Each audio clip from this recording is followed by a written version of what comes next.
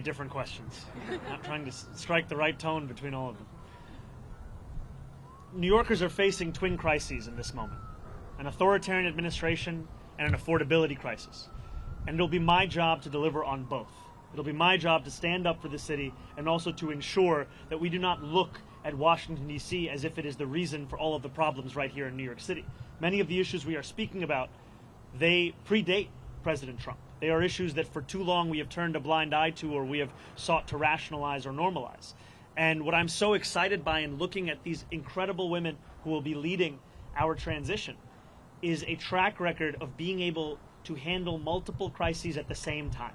Crises which so often for others might be the only focus. For so many of the people on this stage, they were one of many. And these are the crises of cost, these are the crises of conviction, these are the crises that have come to describe much of our politics. And I find immense confidence in the fact that we are already building a team that has shown its ability to deliver and that will continue to show that over the next 57 days and beyond.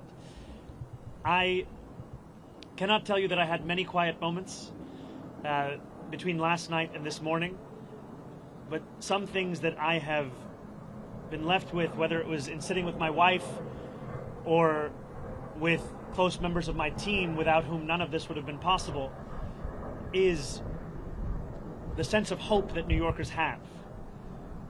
When I left the venue yesterday evening, there were hundreds of New Yorkers waiting outside. And so many of them were young New Yorkers. So many of them, it may have been their first vote they were ever eligible to cast. And in their eyes and in their shouts and in their screams, I heard the potential for what our politics could be. And it's a potential for New Yorkers to not only be able to see themselves in those that lead them, but more importantly, to see their struggles. And just before this, I heard from an immigrant rights advocate who said that the moment that made her whole in the speech that I shared was when I spoke about this city as being one that was built by immigrants, that was powered by immigrants, and now that will be led by an immigrant.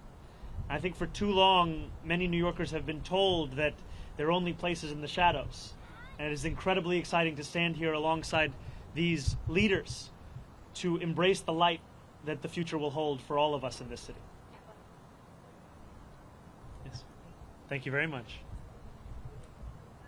Gracias.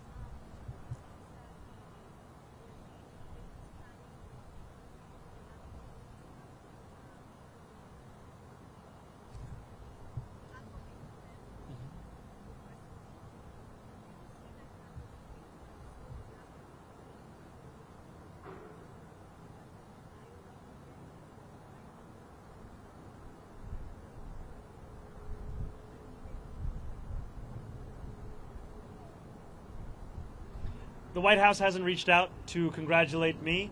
I continue to be interested in having a conversation with President Trump on the ways in which we could work together to serve New Yorkers, whether that be delivering on his campaign promises around cost of living or the many issues that New Yorkers have been sharing with me about the drastic impacts that the legislation that President Trump has ushered through Washington will mean for them and their lives. And too often we understand these impacts solely at an individual level. But if we just speak a little bit more about SNAP benefits, these are not just affecting the close to 2 million New Yorkers who are on SNAP, these also affect the grocery stores across our city. There were a number of mom and pop owned grocery stores that spoke to me about the fact that in the Bronx, SNAP revenues make up more than a quarter of all of their revenue. And this has the impact of decimating their ability to keep their doors open. And so I look forward to having those conversations and to making clear that if there is ever anything to be spoken about that could benefit the people of the city, I am ready and willing to speak to anyone about it. But if it is a conversation to come at the expense of those people, then I will fight that idea tooth and nail, because my job is to serve this city.